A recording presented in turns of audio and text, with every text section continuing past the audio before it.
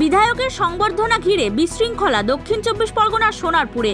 সোমবার সোনারপুর উত্তরের বিজেপি বিধায়ক তথা প্রাক্তন আইপিএস অফিসার দেবাশিস ধরকে সংবর্ধনা দেওয়ার কর্মসূচি নেওয়া হয়।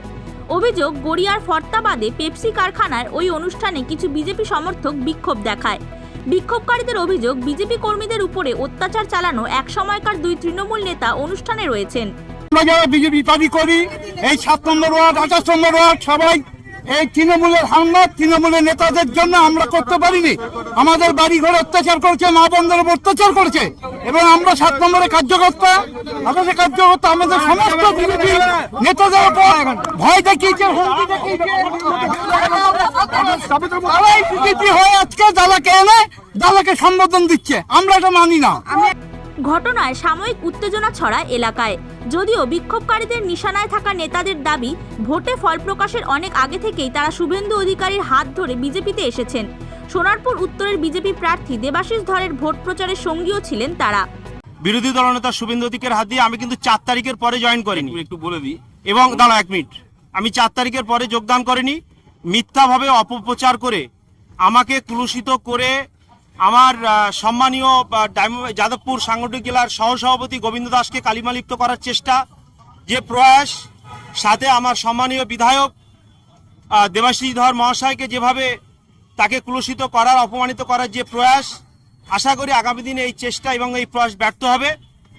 আমরা যেহেতু ৪ তারিখের আগে জয়েন করেছি, আপনারা অনেকে জানেন অনেকে জানেন না, মিথ্যাভাবে অপদস্থ হেনস্থা করার একটা চক্রান্ত এবং বিগত ইলেকশানে ২০২৬-এর যে বিধানসভা ইলেকশন, সেই ইলেকশানে আমি সম্পূর্ণভাবে মাননীয় বিধায়কের সাথে, উনি আমার দীর্ঘদিনের খুব কাছের মানুষ ছিলেন, সেই সুবাদে ওনার সাথে আমি সার্বিকভাবে নিজে দিন রাত এক করে আমি পরিশ্রম করে ওনার সাথে সাথ দিয়ে আমি ভারতীয় জনতা পার্টির সংগঠনের সাথে কাজ করেছি।